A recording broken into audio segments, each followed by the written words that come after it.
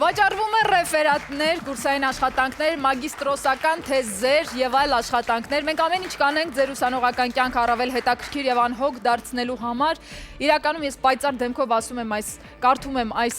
հայտարարությունը, բայց սա մի ցավալի փաստ է, որը մեր ուսանողներին օգնում է դառնալ մակաբույծ, որովհետեւ եթե ուսանողը չի գրում իր իսկ ուժերով իր կուրսային աշխատանքը, ապա ինչ ուսանողի կամ հետագայում մասնագետի մասին է խոսքը։ Այսպիսի հայտարարություններ ցավալիորեն կարող եք հանդիպել ամեն քայլափոխին կամ այդպիսի թռուցիկներ կարող են հայտնվել յուրաքանչյուր ուսանողի ձեռքերում եւ ինչու ոչ նրանք չեն հապաղում ու օգտվում են այս ծառայություններից ինչպես եւ ինչու են ծագում այսպիսի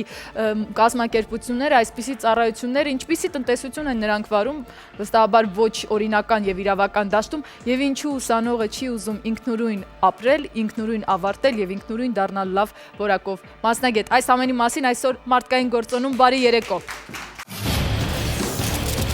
Տարիներ առաջ ուսանողների մտքով չէր անցնում, որ իրենց հանձնարարված աշխատանքները ոչ թե օր ու գիշեր գրադարաններում անցկացնելով պետք է գրեն, այլ ընդամենը պատվիրեն եւ քաղաքի լավագույն մասնագետները ցանկացած թեմայով լեզվով իրենց իսկ հանձնարարված գրականության ցանկով ամենակարճ ժամանակում եւ որ ամենակարևորն է մատչելի գնով իրենց իսկ փոխարեն կգրեն։ Բարձր գնահատականն էլ երաշխավորված է։ Պետք չէ զարմանալ, այսօր ամեն քայլափոխի կարելի է տեսնել պատրաստի ռեֆերատներ, կուրսային աշխատանքներ, դիպլոմայիններ, մագիստրոսական թեզեր եւ նույնիսկ տեխնացուական աշխատանքներ պատրաստող կայքերի, գրասենյակների գովազդներ, իսկ համացանցում բավական է ընդամենը որոնել կուրսային կամ ռեֆերատ բառերը եւ ձեր առջեւ կբացվի անծայրածիր հայտարարությունների շտեմարան։ Դժվար է ասել, այս դեպքում առաջարկն է ծնել պահանջարկ թե հակառակը։ Նման աշխատանքներ գրողները վստահեցնում են, որ եթե ուսանողները կարողանային ինքնուրույն գրել, ապա իրենք այսքան պահանջարկ չէին ունենա։ Ուսանողը հնարավորություն ունի նմանատիպ կայքերից նույնիսկ անվճար ներբեռնել եւ նա միակը չէ։ Նույն աշխատանքը ներբեռնում են բազմաթիվ այլ ուսանողներ եւ պարզ չէ թե նրանցից քանիսն է օգտագործում որպես տեղեկատվական աղբյուր եւ քանիսը որպես կուրսային։ Նման աշխատանքներ առաջարկող կայքերից մեկում տնտեսագիտության վերաբերող 861 պատրաստի ռեֆերատ է առաջարկվում, գինն էլ սկսում է 2000 դրամից։ Իսկ վճարման համար ամենատարբեր ձևերն են առաջարկում։ Նույն կայքում մագիստրոսական աշխատանքների դեպքում ուսանողների բախտն այդքան էլ չի բերել։ Աշխատանքները քիչ են, իսկ ահագները բարձր, սկսած 40000 դրամից։ Սա մի խնդիր է, որը ուսումնասիրելիս քեզ թվում է, թե շրջապտույտի մեջ ես հայտնվել։ Անհասկանալի է ով է այս ամենի հովանավորը, ինչպես է որ ոլորտի պատասխանատուներն անզոր են, բայց որ խնդիրն առկա է, իսկ լուծումները ոչ արդյունավետ, ակնհայտ է։ Այսպիսի ցավալի խնդիր ենք այսօր բարձրացնում, իսկ ես նշեմ, որ իմ ասած հայտարարությունների տիպի կարող եք հանգիստ գտնել նաև այն կայքում, որի մասին խոսում է նաև տեսանյութում։ Կուրսային.am կայքին մենք դիմել ենք եւ նրանք մինչեւ վերջին վարկյանը հավաստիացնում էին, որ կգան մեր տաղավար հյուր եւ պետք է ցավով նշեմ, որ վերջին վարկյանին որոշեցին այնպես անել, ասես զբաղված են եւ չեն գալիս, սակայն իրականում ներսում այլ հենք կա։ Եվ կհասկանանք, կփորձենք հասկանալ այդ կազմակերպության գործունեությունն էլ։ Իսկ այս պահին հրավիրենք մեր առաջին հյուրին, Հայաստանի Հանրապետության Գիտությունների ազգային ակադեմիայի գիտակրթական միջազգային կենտրոնի իրավագիտության ամբիոնի վարիչ, իրավաբանական գիտությունների թեկնածու պարոն Սիմոն Բաբայանին։ Համեցեք։ Բարի երեկո։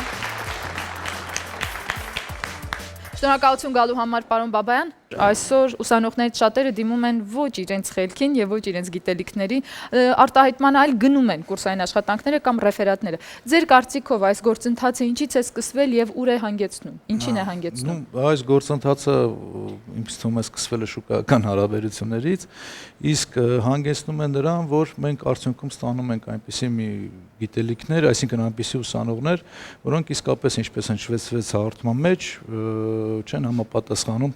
ուրեմն կրթական իրենց ակնկալվող արդյունքներին, խնդիրը իսկապես կա, տարբեր մեթոդներ են մտածում այս ուղղությամբ կիրառել, մասնավորապես էլեկտրոնային համապատասխան ծրագրեր են դնում, դասախոսական անձնակազմից է պահանջվում ավելի լրջորեն մոտենալ կուրսային աշխատանքներին, մագիստրոսական ատենախոսություններին, խնդիրը իսկապես կա եւ իմ կարծիքով խնդրի լուծման ճանապարհ ավելի շատ պետք է լինի մի քանի գործոնների միաժամանակյա կիրառումը, մասնավորապես առաջինը իմ կարծիքով պետք է մենք իրավական առումով լուրջ ուշադրություն դարձնենք դրա, երկրորդ տարբերակը, որը որ կարելի է կիրառել, դա միանշանակ այդ էլեկտրոնային ծրագրերի համապատասխան ներբեռումը կոնկրետ ուսումնական հաստատություններում եւ երրորդ ամենակարևոր գործոնը իմ կարծիքով կլինի այն, որ անմիջապես հանձնարարողները, այսինքն դասախոսները ավելի լուրջ մոտեցում ցույց տան ուրեմն առաջադրվող թեմաներին եւ հետագայում ուրեմն ներկայացվող աշխատանքների ստուգման գործընթացին, մասնավորապես կարելի է կիրառել այսպիսի մի մեխանիզմ, որ թեմաները լինեն յուրահատուկ եւ պաշտպանությունը իրականացվի անձամբ ուսանողի կողմից եւ իրականացվի այն եղանակով, որ հնարավորինս կիրառվի այն մանկավարժական մեթոդները, որպեսզի բացահայտվի արդյոք այդ աշխատանքը գրված է տվյալ անձի կողմից թե ոչ։ Պարոն Բաբան շատ լավ բան եք առաջարկում, բայց ընդունված կարգ է, որ ուսանողները դիմում են իրենց ատենախոսության թեման, ընտրում են հիմնականում արդեն մի քանի անգամ գրված, ծեծված եւ մասնավորապես գրականություն ու մասնագետներ ունեցող թեմաների համար, ես ինքս ասում եմ որպես ապագա այդ թեմայով հետաքրքրված անձ եւ ցավոք սրտի երբ ուզում ես նոր ատենախոսությամբ ներկայանալ, ասում են մենք չունենք համապատասխան մասնագետներ կամ արդեն ձևավորված դաշտ, դա դիր մի կողմ։ Ես չի ասի, որ դա միանշանակ այդպես է, օրինակ Գիտությունների ազգային ակադեմիայում մենք որպես կանոն ուրեմն առաջադրում ենք համապատասխան թեմաները, ամբիոնի կողմից դրանք անցնում են համապատասխան հաստատման գործընթաց, բայց անկեղծ լինեմ, մենք հնարավորություն ենք տալիս առաջադրված թեմաների կամ մասնագիտացումների շրջանակում ուսանողին էլ, այսինքն մագիստրանտին էլ անել իր առաջարկները եւ այդ առաջարկների շրջանակում փորձել հնարավորինս բավարարել իր պահանջը, բայց հակադրվեմ ձեր հարցին, որովհետեւ եթե ուսանողը առաջարկում է համապատասխան թեմա, այստեղ մի այլ վտանգ էլ կա, որ կարող է, որ տվյալ ուսանողը արդեն իսկ ունի պատրաստի իր ձեռքի տակ որոշակի աշխատանք եւ այդ թեմայի շրջանակում փորձում է առաջադրել այն թեման, որը որ արդեն ինքը պատրաստի աշխատանք ունի եւ հետագայում այդ խնդիրներն էլ ծագում։ Անշուշտ կա այդ մտավախությունը, բայց ինչպես մենք հասկացանք ուսումնասիրությունների արդյունքում, տարբեր կայքերում, մասնավորապես մի քանիսում վերը նշված կան մինչև 2000 պատրաստի աշխատություն եւ ես հիշում եմ նաեւ հետ խորհրդային տարիների ընթացքին դեռևս դասախոսների, որոնք որ այն ժամանակ գումարը այլ էր, ինչ հիմա գրում էին գումարով ատենախոսություններ, տեխնացուականներ, ռեֆերատներ անգամ եւ դա երբևիցե խնդիր չի առաջացել։ Շնորհակալություն ներկայացնենք մեր տաղավարի հյուրերին եւ փորձենք հասկանալ ընդհանուր առմամբ այս հարցի ու խնդրի լուծումը։ Խաչատուր Աբովյանի անվան Հայկական պետական մանկավարժական համալսարանի պատմության եւ իրավագիտության ֆակուլտետի դեկան, պատմական գիտությունների տեխնացու դոցենտ պարոն Էդիկ Գևորգյան։ Բարի երեկո։ Երևանի պետական համալսարանի ժուրնալիստիկայի ֆակուլտետի փոխդեկան, բանասիրական գիտությունների տեխնացու դոցենտ Անահիտ Մենեմշյան։ Բարի երեկո։ Եվ այս կողմում Հայաստանի պետական ճարտարագիտական համալսարանի ուսանողական խորհրդի նախագահ, կոմպյուտերային համակարգերի եւ ինֆորմատիկայի ֆակուլտետի մագիստրատուրայի 2-րդ կուրսի ուսանող Գոր Վարդանյան։ Ողջույն Գոր։ Անահիտ, հարցս մի անգամից ձեզ եմ ուղղում, այսօրվա լրագրողները կամ ժուրնալիստիկայի ասպարեզում գտնվող մարդիկ փորձում են բարձրացնել խնդիրները եւ որպես կանոն դա միտված է լինում կոռուպցիայի դեմ։ Սա արդյոք կոռուպցիայի ձևավորման մի յուրօրինակ միջոց չէ, որովհետեւ անորակ մասնագետն էլ հետագայում հանգեցնելու է բազմաթիվ խնդիրների։ Համեց։ Իհարկե համաձայն եմ ձեզ հետ, համաձայն եմ նաև նախապես հնչած բոլոր մտքերի հետ։ Կարծում եմ, որ այստեղ առաջին հերթին պիտի ձեր նշած 3 կետերից առաջնահերթը պիտի լինի դասախոսի աշխատանքը, որովհետև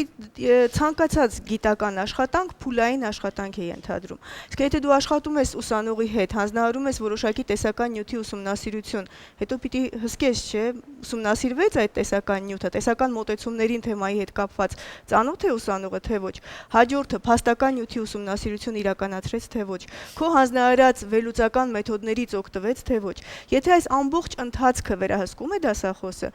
գրեթե մինիմալի է հասնում ուսանողի այլ միջոցների դիմելու հնարավորությունը, այսինքն առաջնահերթը դա այստեղ դասախոսի մոտեցումն է։ Կոռուպցիոն ռիսկեր իհարկե կան, բայց դրա դիմաց առնելու ճանապարհները կարծում եմ այս դեպքում պիտի փորձենք քննարկել եւ հասկանալ, թե ինչպես կարելի է ուղղակի դիմացն առնել այս ամենին։ Շնորհակալություն Անահիտ, իմ ճանաչած երիտասարդ, բայց շատ գործուն դասախոսներից մեկը Լիլիթ Տերմենջյան, ով աշխատում է օտար լեզուների ինստիտուտում, Բրյուսելի անվան, նա ամեն տառ ու խստորակեց ստուգում է անձնապես, բայց սա մի ահռելի աշխատանք է, որ ես պատկերացնում եմ դասախոսների վիճակը եւ իրենց կյանքից ինչքան ժամանակ պետք է տրամադրեն։ Արդյոք սա չէ պատճառը հաճախ, որ մի դասախոսը ունենալով մի քանի ուսանող, արդեն որոնք պետք է պատրաստեն աշխատություն, ուղղակի չեն հասցնում հետևել։ Գիտեք, դա մտնում է դասախոսի տարեկան ծանրաբեռնվածության մեջ, այսինքն հնարավոր չի, որ ավելի շատ հանձնարարվի դասախոսին, քան իրականում հնարավորությունն իրականացնել 1 տարվա կտրվածքով։ Այսինքն եթե դրա համար վճարվում է պարզապես ոչ թե պարտավոր է, հա, նաև այլ խնդիր է, եթե դասախոսը իրեն է ձեռնտու հենց հեշտ միջոցի դիմել եւ ուղղակի ընդունել են աշխատանքը, որը որ բերվում է դրսից։ Այս առումով օրինակ Երևանի պետական համալսարանի ժուրնալիստիկայի ֆակուլտետը որոշակի միջոցներ այս առումով եւս ձեռնարկել է։ Ինչ ենք անում ամբիոններում մենք ամենամսյա, սկսած արդեն երկրորդ կիսամյակի սկզբից, ամենամսյա հանդիպումներ ենք իրականացնում գիտական ղեկավար, դիպլոմնիկ եւ ամբիոնի ներկայացուցիչներ, որտեղ գրեթե հաշվետվության նման է հանդես են գալիս, թե 1 ամսվա ընթացքում ինչ աշխատանք է կատարվել եւ սա պատկերացրեք բավականին գործուն միջոց է։ Շնորհակալություն Անահիտ, սա իհարկե ժուրնալիստիկային վերաբերող այս հարցը գուցե ավելի այդքան գործուն չէ, որովհետեւ անընդհատ ընթացիկ ինֆորմատիվ մի ասպարեզ է սա, որը ունի խնդիր անընդհատ նորանալու։ Ինչը չի կարելի ասել պատմության մասին, ցավոք սրտի պատմական փաստերը, որոնք արձանագրվում են ընթացքին, մնում են այդպես անփոփոխ, ճիշտ է, տարբեր տեսանկյուններից են միշտ ունենում անալիզներ։ Պարոն Գևորգյան, ձեր կարծիքով, տեսակետով, ինչպես կարելի է կանխել արդեն պատրաստի աշխատությունների ներկրումը ինստիտուտ։ Բարձրացված հիմնահարցը խիստ արձիական է, մտահոգիչ, բայց կարծում ենք ոչ անլուծելի, որովհետև իմ գործընկերները ճիշտ նշեցին, որ դա վերահսկելի գործընթաց է, որ դա մեր հիմնական աշխատանքն է, եւ այստեղ ես նաեւ կներեք համաձայն չեմ պարոն Բաբայանի հետ ինչ որ առումով, որ շուկայական հարաբերություններն են դրան հանգեցնում։ Մենք պետք է մի հստակ բան պատկերացնենք, որ այսօր Հայաստանի Հանրապետությունը անդամակցելով Բոլոնյան համաձայնագրին եւ նաեւ կարծեք թե խնդիրների մեծ մասը ծագել են նաեւ համաձայնագրից հետո մեր նոր կրթական համակարգից, նկատելով, որ այստեղ գրավոր աշխատանքների թվաքանակն ավելի է մեծացել եւ այստեղ արդեն ուսանողներն էլ տարբեր մեթոդներ են փնտրում, բայց ես ուզում եմ խոսքը ուղղել առաջին հերթին մեր սովորող երիտասարդությանը եւ հիշեցնել, որ նման համաձայնագիրն առաջին հերթին ինչ էր ենթադրում, որ դա ուրեմն առաջին հերթին պետք է ազատ տեղաշարժ լինի ուսանողության, նույն եվրոպական տարածքում ստեղծվի միասնական կրթաիրավական տարածք, եւ որտեղ վաղը մյուսօր ցանկացած հանրապետությունից այդ ուրեմն միությանը կամ համաձայնագրին անդամակցելով, նրանք կարող են վաղը մյուսօր աշխատաշուկայում իրենց տեղն ունենալ։ Եվ բացի դրանից մեր դիպլոմները պետք է ճանաչելի լինեն։ Մինչդեռ մեր ուսանողությունը կարծեք թե ընտրում է մի այնպիսի ճանապարհ, որը իրենց կրախի առաջ է կանգնեցնում, իրենք ոչինչ չեն ստանալու դրանից։ Այսինքն չունենալով գիտելիքներ, իրենք վաղը մյուսօր կարող են պարզապես շուկայում որևէ տեղ չզբաղեցնել։ Շատ ուսանողներ գիտելիքները նույնացնում են դիպլոմի հետ։ Եվ ես իսկապես մեր ինստիտուտում էլ Թատերական արվեստի պետական ինստիտուտներ այն ժամանակ ես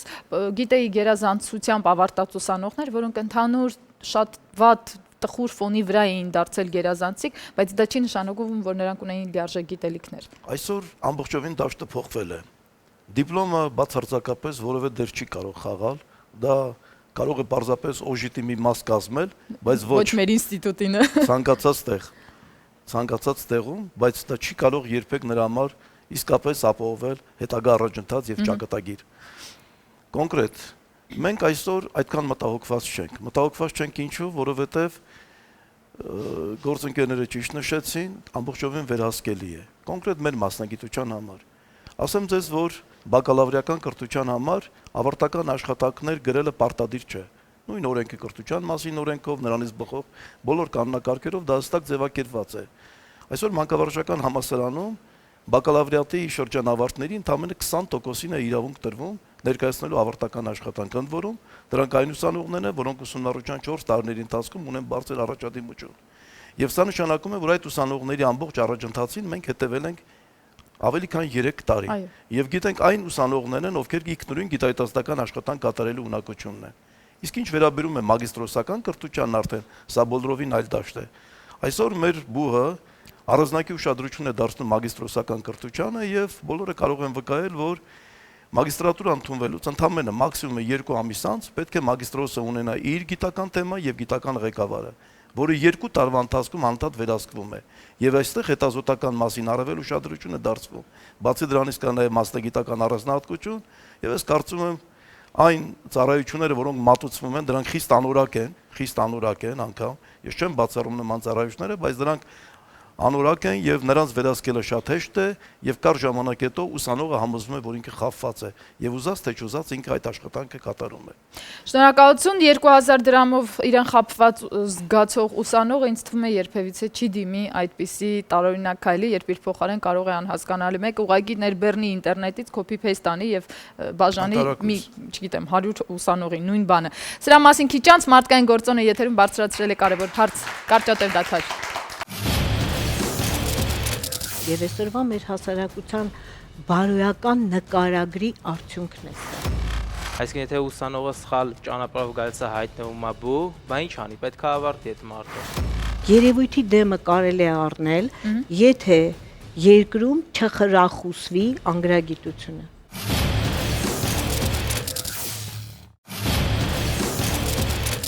Որքան էլ որ մենք խոսենք լիարժեք կրթությունից, միևնույն է, քանի դեռ չի բարձրացել ուսանողի ինքնագիտակցումը, նա երբևիցե չի կարողանա ստանալ որակով գիտելիքներ։ Մենք այսօր ունենք ինձ համար ոչ հաճելի ձայնագրություն, առաջարկում եմ լսենք, որից հետո գանք եւ փորձենք մեկնաբանել։ Որ բուհում եք դուք սովորում։ Չեմ ցանկանում անկեղծ ասած բացայել, թե որ բուհում եմ սովորում, բայց կասա, որ սովորում եմ պետական բուհում, երկրորդ կուրս հեռական։ Ձեզ հանձնարարված աշխատանքներ ինչպես եք դուք կարողանում ձեռք բերել։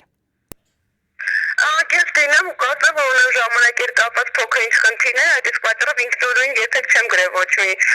գործնական աշխատանքներ, թե հիմնականում փորձել եմ գնեմ ռեֆերատներ ու կարող եմ ասել, որ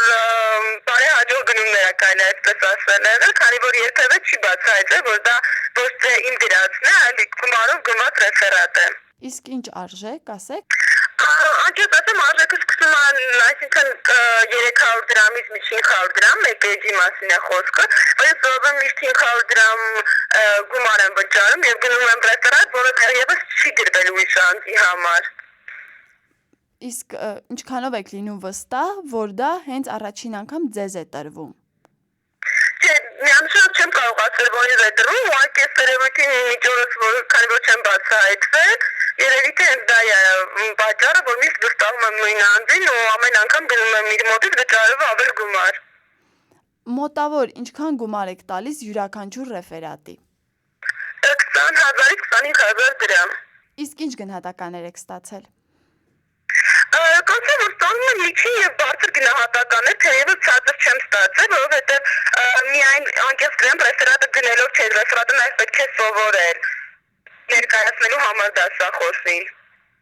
Եղավ, շատ շնորհակալություն։ Շնորհակալություն, մենք փորձեցինք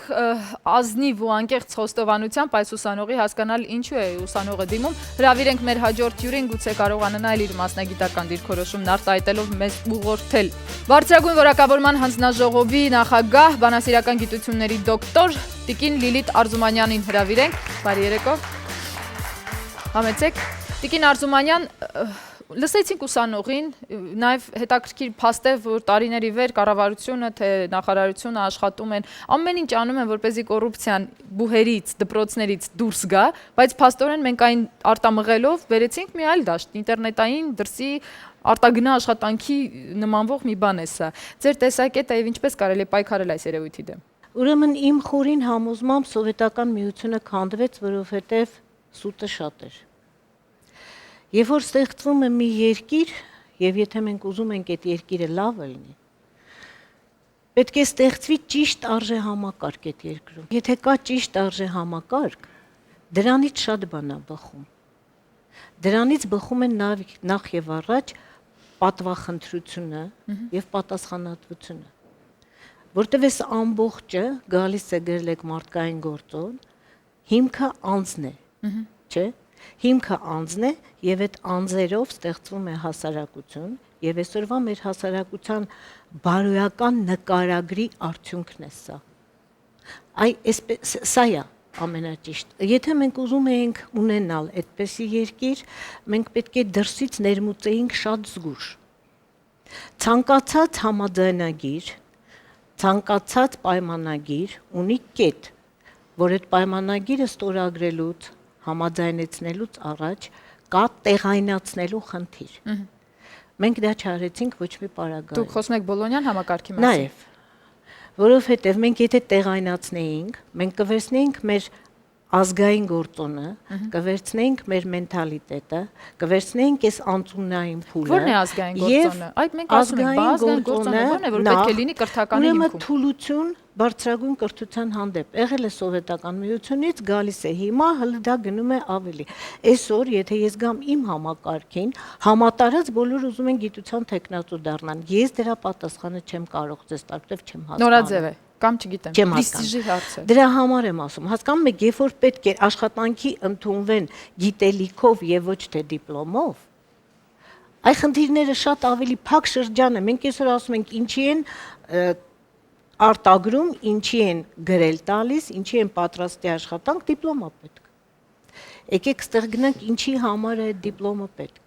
Հասարակությունը ինքն իր համար պետքա ճշտի, ինչի համար է այդ դիպլոմը։ Ես դեռ շատ փոքր էի, երբ մեր հարևանի երեխաները գալիս էին դիմում էին կամ ինձ, կամ մեր տան մյուս աղջիկներին, որը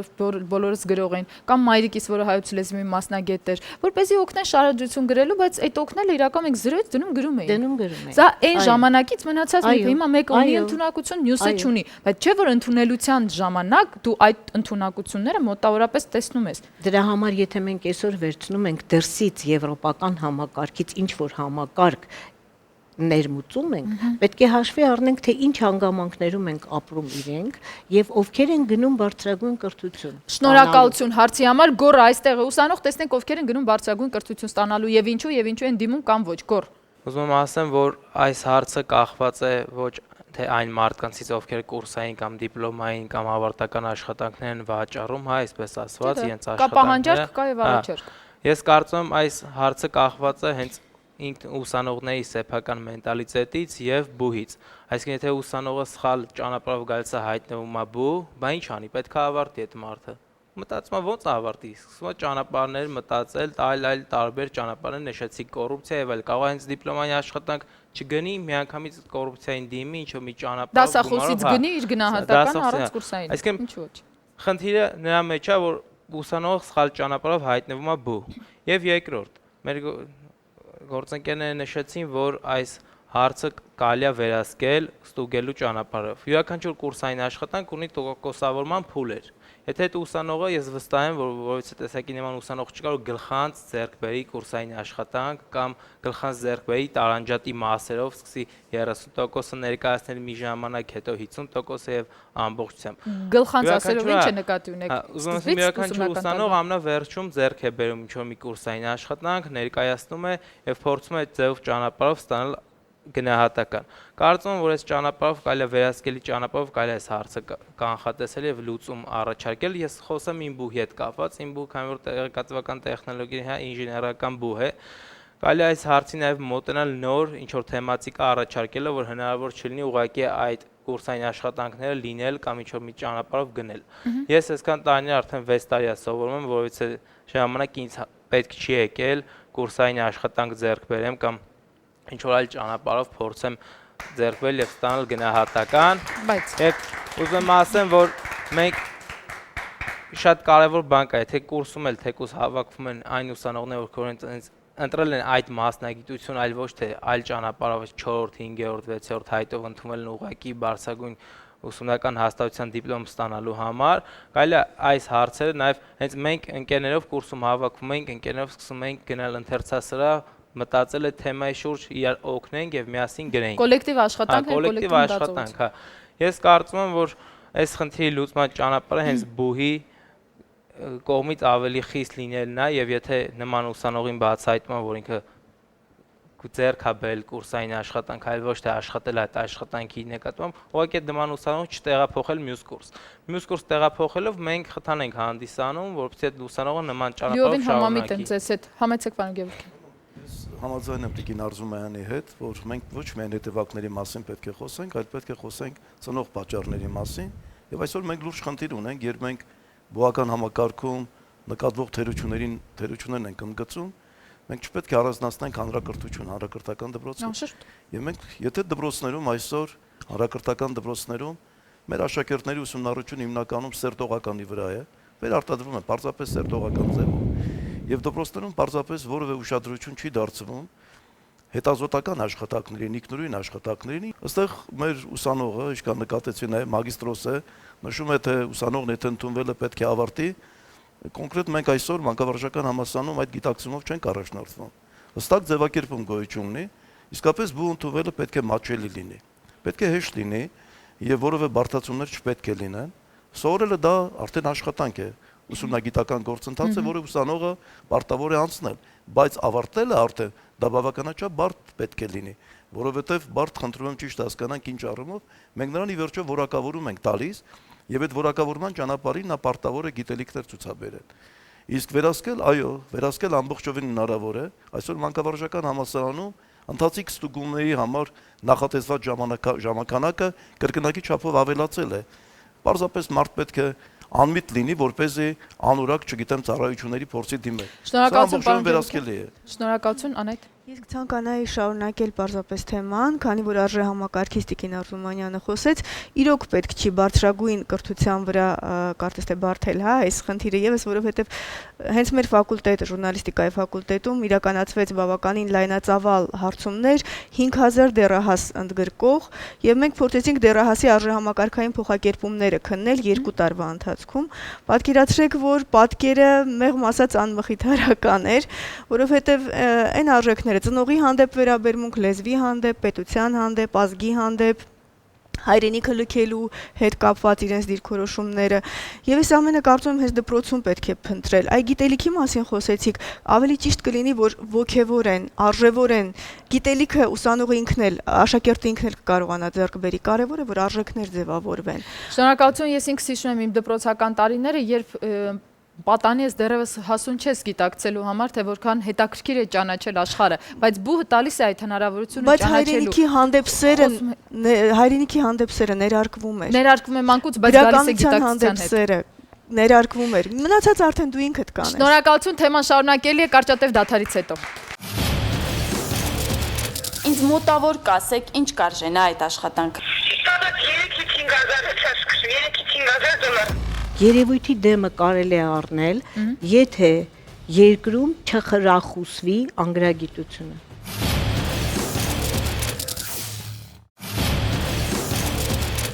Մարդկային գործոնն է եթերում եւ այսօր շատ ցավալի ամոթ մի թեմա ենք բարձրացնում, թե ինչպես են ուսանողները փորձում ինտերնետային կայքերից կամ այլ ձևերով ձեռք բերել իրենց ատենախոսությունները, կուրսայինները, ռեֆերատները եւ այլ մանր-մունր աշխատությունները, որոնց կարիքն ունեն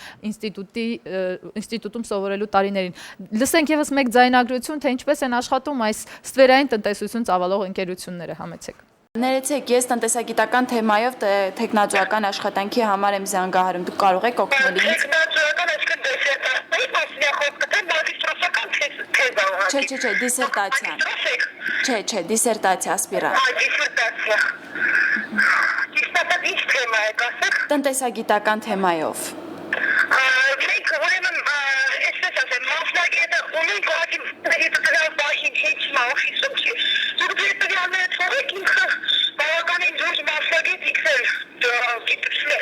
տնտեսագիտական շատ լուրջ տղա է։ Շատ լավ, ինձ մոտավոր կասեք, ինչ կարժենա այդ աշխատանքը։ Ստացած 3-ից 5000-ից է սկսում, 3-ից 5000 դոլար դեսերտացիա։ Այդ մի բաներ կա, էլ այնտեղ, դեպքի խոհանոցին չգիտեմ ծանոթ թե չէ,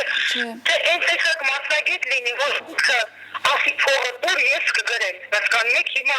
չգիտեմ դուք որորդ կուրս եք, ասպիրանտուրան հեռակա եք, արգա եք, ոնց եք սովորում։ Ես հեռակային երկրորդ։ Ասպիրանտուրայի հեռակա։ Ուղղակի այսպիսի Այսինքն կարող է նաև իմ դասախոսը ինձ ասի գումար տուր ես գրեմ։ Ինքը որ առաջարկի գրել կամ ձեզ ասի դուք գրեք, այդպիսի բա ես ձեզ ուղղակի վերեկացնում եմ, որ տենց են։ Եթե ինքը ասի չէ դու աշխատի, ավելի լավ ձեզ համար, դուք էլ պատկերացնեք թե ինչ է։ Բայց ես ուզում եի ճշտել, ես հաճախ մեր մասնագետին կամ ինձ հեռախոսի ձեր հետ խոսի, դուք չգիտեմ մեծ գումար է, ուզում ա լինի գիտությունների տեխնացու, ուզում ա լինի դոկտոր, եթե դոկտոր ավելի զանց, գները ասպիրանտուրա դեսերտացիա պաշտպանելու համար, այդ հələ չհաշված, մեր ղեկավարի երկի խոհանոցի մակետիկասի նախագահին ինչքան է պետք տան, դուք արդեն այդ կեղտոտ խոհանոցով քարի ձևը գտնեք, որ պիտի գրի ինքը կարելի ասել, չգիտեմ ոնց ասեմ, բացառիկ տաղավներից է մեր երկրի շրջանառության ամենահարգված մասնագետներից մեկը։ Դասախոս է ինքը։ Ինքը այո, տնտեսագիտական համալսարանում դասախոս է եւ նաեւ Պաշտոնով անձնավորություն կարելի ասել։ Քանի դեր է դասալու, շնորհակալանում են դասալի։ Շնորհակալություն Տիկին Արզումանյանի այդ բարձրագույն որակավորման հանձնաժողովը հնարավոր է արդյոք որ մի օր ինքն իր նախաձեռնությամբ հանդես գա այս ամենի դեմ փորձելով կանխել կամ գուցե գտնել պատճառահետևանքային կապը։ Նախաձեռնող մենք պարտավոր ենք լինել ոչ թե երևույթը կանխելու, մենք մեր գործն ենք անում եւ այս ընթացքում մենք ուղղակի շատ աշխատանքներ հետ ենք տվել հենց մեկը այդ պատճառով։ Բայց երևույթի մասին առանձնացնել, խոսել եւ դրա լուծումները գտնել պարզապես հնարավոր չի։ Հասկանում եք, երևույթի դեմը կարելի է առնել, եթե երկրում չխրախուսվի անգրագիտությունը։ Բարձրագույն որակավորման հանձնաժողովում բոլոր աշխատակիցները փայլում են գրագիտությամբ։ Այո։ Որ կրթությունն են ստացել, որ ժամանակահատվածի սովետական կրթություն։ Ես խոսում եի դրա մասին, դուք խոսեցիք սովետական միության մասին, որպես առավել կեղծիքի վրա հիմնված մի տեսակի, հա, պետական տեսակի, եւ ուզում եմ միայն մի բան հասկանալ ձեր այս ամեն ինչը իմի բերելով։ Որտեղ է խրախուսանքը անգրագիտության, եթե այստեղ նստած բոլոր դասախոսները ձեր խոնարհծառան ես էլ եմ թվում, փորձում ենք ուղղորդել ուսանողին լավ կրթության։ Այո, ուզում ենք ուղղորդել։ Դասախոսներ են, չէ՞։ Բայց ես ասում եմ, պետք է անգրագիտությունը տեղ չունենա հասարակության մեջ։ Լավ, մի բան հարցնեմ, եթե դասախոսը ինքն է գրում այդ ատենախոսությունը։ Չէ, դա կապ չունի։ Ջանիկս, դա ընդհանրապես հետևանք է։ Եթե անգրագիտությունը հասարակության մեջ տեղ չունենա, այսինքն եթե գիտությունների տեխնատուի դիպլոմ առած մարդը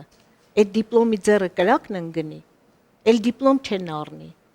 Դրսում մարդն է արժևորում դիպլոմին։ Եթե մենք հասնենք դրան, հասկացաք չէ ինչ եմ ասում։ Լրիվ համամիտ եմ։ Այսինքն տեսեք, մեր դիպլոմով գնում են արտասահման, մենք անդադ խոսում ենք փոխճանաչման մասին, չէ՞։ Այնտեղ եթե ընդունում են մարդուն, ընդունում են մեր դիպլոմը, որտեվ առաջնայինը մարդկային գործոնն է։ Այդքան էլ առաջնայինը գիտնականն է, այդպես է։ Այսինքն եթե այս մարդը իրենից գիտնական ներկայացնում է, դիպլոմը արժեք ունի։ Եթե մենք հասնենք դրան հասարակության մեջ, արդեն դիպլոմը կարժե զրկվի։ Եվ նման երևույթների դեմ առնելը շատ բարդ է։ Շնորհակալություն, պարոն Բաբայան։ Խնդիրը հետևյալն է։ Իսկապես մեզ մոտ այդ պահանջարկը պետք է լինի նաև դրդված ընդհանուր մենտալիտետից, ընդհանուր հայ ազգի կեցվածքից, այո, այդ մոլուցքով բարձրագույն կրթության։ Օրինակ մենք կարող ենք մի շարք երկրների օրինակ բերել, հա, օրինակ Սինգապուրում նույնտեղ երևի թե կծիծաղան, որ ասենց ենթադրենք գնաց կուրսային աշխատանքը գրեց կամ ենթադրենք դիպլոմային աշխատանքը գրեց եւ այլն։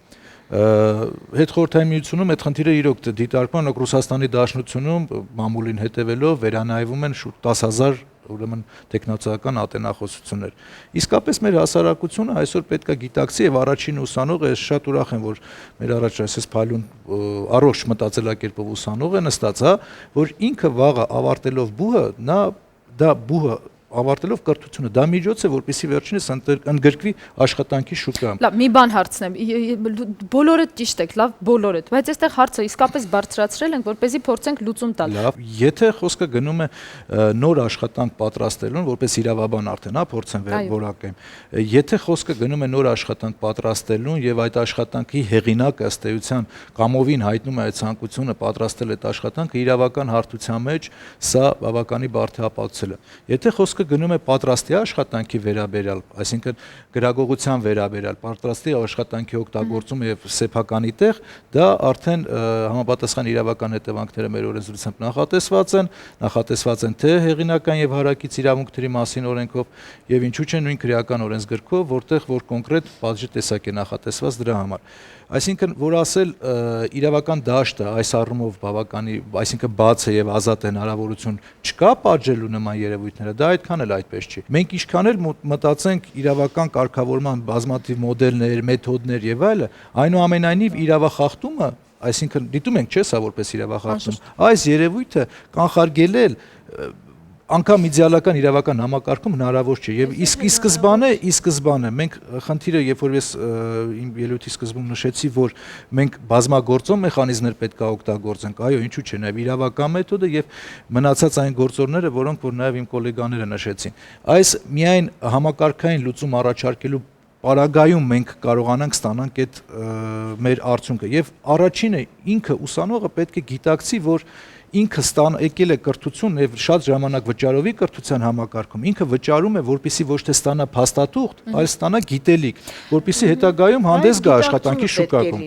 Առաջնայինը պետք է լինի որպես օրինակ ասեմ ես իրավաբան եմ ինձ պետք չի լինի կներեք ընդհատեցի ինձ պետք չի լինի ուրեմն այնպիսի մի իրավաբան հա որը որ կաշխատի ստացել է դիպլոմը ճակերտավոր այսինքն այս ճանապարհները անցնելով, հա, եւ հետագայում չի կարողանա իր Բայց չէ՞ որ այդ իրավաբան չի կարողանա աշխատել եւ դուք որպես գործատու նրան ուղակի չեք ընդունի։ Առաջին փլուզված գործից դուք նրան կուղարկեք միանշանակ ես կուղարկեմ, այդպես է կլինի։ Չեն կարող տիկին Արզուման, այսօր պահանջարկը աշխատողի մեծ է, լավ մասնագետի պահանջարկը մեծ է։ Այո։ Ինֆորմացիոն տեխնոլոգիաների ոլորտում այդ խնդիրը կա։ Ես չեմ պատկերացնում ավարտած մի ինֆորմացիոն տեխնոլոգիաների մասնագետ, որը հետագայում կկարողանա չիմանալով, չունենալով համապատասխան գիտելիքներ ներգրավի։ Կներեք, եթե մի աշխատանք 2000 դրամ են գնահատում կամ 5000 դրամ են գնահատում, կոնկրետ ես որպես պատմաբան եմ ներկայանում, նա ինչպես կարող է ընդունենք, ասենք, երբ որ դասախոսը գիտական ղեկավարը ամենակիչը 20-30 կտոր գրականություն է տվել, հաստատ 2000 դրամով նա 30 կտոր գրականություն չի նստելու, չի ուսումնասիրելու։ Հետևաբար այսօր մենք առաջին հերթին կարծում եմ պետք է խիստ ուշադրություն դարձնենք ուսանողների մոտ հետազոտական աշխատանք կատարելու ունակությունների ձևավորմանը, ինչը պարտադիր է բոլորի համար, թե դպրոցում, թե բուհում։ Շնորհակալություն, ցավոք սրտի ժամանակն ավարտվել է Գորմի նախադասությամբ։ Մենք Եվրոպական ուսանողության միության հետ եւ ուսանողության ազգային ասոցիացիայի հետ դիմել էինք Տեմպուս ծրագրի, այսինքն ուսանողի դերի բարձրացումը կրթական որակի մեջ, ի ուրախություն այդ Տեմպուսը շահել ենք։ Նպատակն է ուսանողին սարքել փորձագետ։ Այսինքն ուսանողը Ինչի մասին եւ խոսվում է։ Այսինքն ուսանողը հասկանա կոնկրետ ինչի համար է բուհում նույն նշած Բոլոնիայի գործընթացը ինչի համար է շատ հեշտ ճանապարհով կարող է տեղափոխվել այս համակարգից մյուս համակարգ սովորել եւ հասարակական արդեն հիմունքներով այդ ուսանողը սովորեցնի դասավանդի դաստա սեմինարներ անցկացնի մյուս ուսանողների համար այս ճանապարհը կարծում եմ մենտալիտետի մեջ որոշակի փոփոխություններ կմտցնի ուսանողի եւ որոշակի ձևով կհասնենք արդյունքի Շնորհակալություն իհարկե Տիկին Արզումանյանի բարձրացրած հարցը շատ էր կարեւոր եւ շատ է ցավալի որովհետեւ մենք չունենք ուսանողի հիմնավորում թե ինչու է նա գնում բարձրագույն ուսումնական հաստատություն նախ եւ ինչու են ծնողները հորդորում ընտրելու իրենց սիրած եւ ուզած մասնագիտությունը այլ ոչ թե ուսանողի նախընտրած երկու եւ Ցավալի փաստերից է որ ծնողներն ամեն ինչ անում են վաճառելով իրենց բնակարանը ընդհուպ, չգիտեմ, իրենց հարևանների ունեցվածքը, որպեսզի երեխան ստանա բարձրագույն ուսումնական հաստատության դիպլոմը, բայց մոռանում են, որ կրթությունը ստացողը կստանա առանց այդ գումարների էլ։ Եվ չմոռանանք, որ նույն թատերական ինստիտուտում պրակտիկ գործունեություն է եւ ուսումնասիրություն, բայց հաճախ ուսանողները զլանում են գալ դասի, որովհետեւ վճարում են նրանց ծնողները, այլ ոչ իրենք քրտնաջան աշխատանքով։ Սիրելի ուսանողներ, ձեզ մաղթում եմ լավ բարի ավարտ այս ուսումնական տարվա եւ իհարկե ձեր ուժերով ու ձեր գիտելիքներով ստացեք այն, ինչը պետք է հետագայում դառնա ձեր երաշխիքը աշխատանքի եւ բարեկեցության։ Կհանդիպենք